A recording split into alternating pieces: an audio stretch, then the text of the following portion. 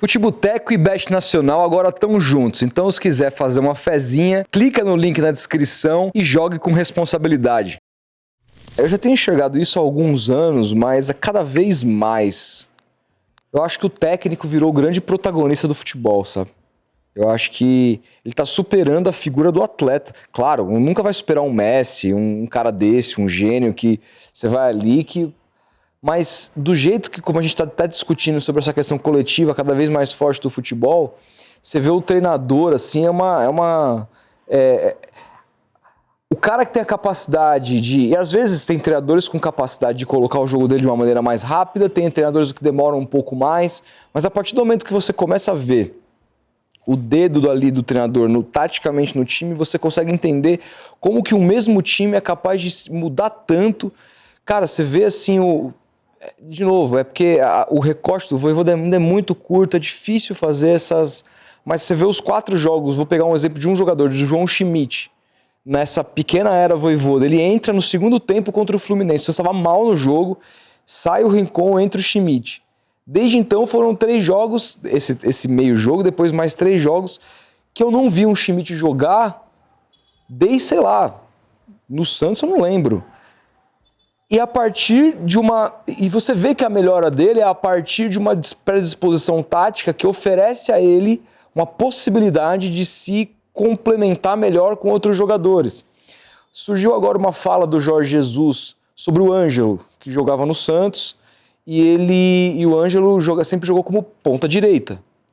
E ele fala, se o Ângelo quiser algum sucesso na carreira, vai ter que ser como central, como box to box, ele não é um meia, não tem a menor condição dele jogar ali. E aí ele começou a colocar o Ângelo na meia e o Ângelo tá jogando muito. Eu vi alguns jogos, fiquei curioso, falei, caralho, olha o que ele descobriu. Como tivemos outros jogadores que foram transformados ao longo o Alisson, que era um ponta e criticável, virou um volante. O próprio Zé Rafael, pô. O Zé Rafael, que era um meia. Eu lembro mais atrás, o Antônio Lopes, que mudou o Wesley, que era ponta esquerda para volante, que virou campeão em 2010 pelo Santos. Mas tudo na figura do técnico de identificar essas coisas, né? Você acha que está cada vez mais virando mesmo um jogo de xadrez do ponto de vista a gente analisar em vez do... Claro, a gente pode analisar o duelo do ponta contra o lateral, mas cada vez mais a análise está partindo do pressuposto de analisar um técnico contra o outro, eles estão virando os protagonistas.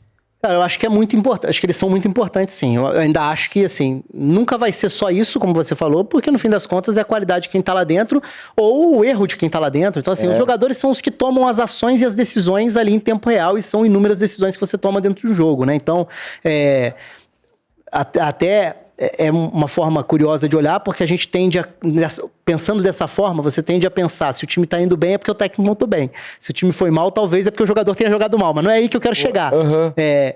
O treinador vai tentar montar uma melhor plataforma para potencializar o que ele tem nas mãos. Uhum. E aí, nesse sentido, eu acho que o treinador é uma figura hoje fundamental, porque você vê mudanças muito radicais na forma das equipes jogarem.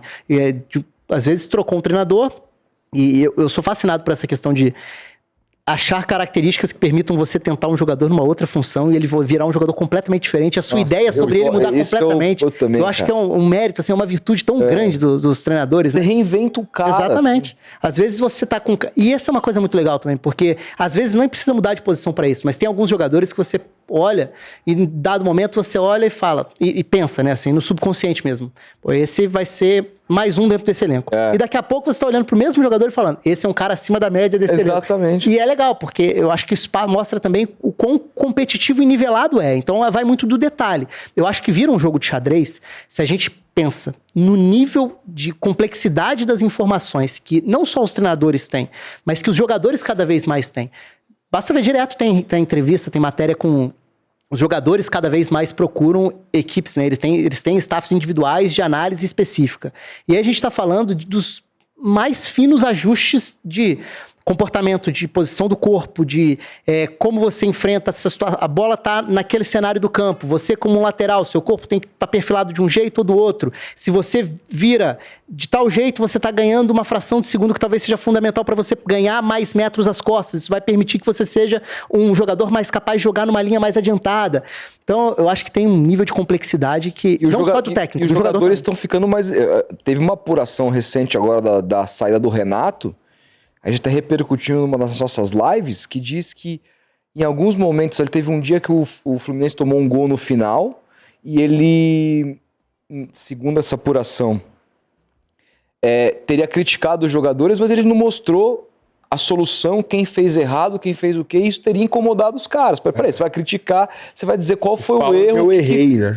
Entendeu? E isso eu fiquei feliz, porque assim, independentemente de qualquer coisa, assim, me parece que o jogador está cada vez mais ligado ao que ele precisa de fato fazer dentro do campo. Assim. Não era uma conversa... A conversa antigamente era muito aquela assim, você conhece o zagueiro igual o do Ronaldo? Não conheço, mas eu sei que ele me conhece. Foda-se, eu vou ser feliz, entendeu? Vou entrar em campo, ousadia e alegria. Não, agora tem um negócio... Até para atacar, o movimento que você tem que fazer, aonde eu vou...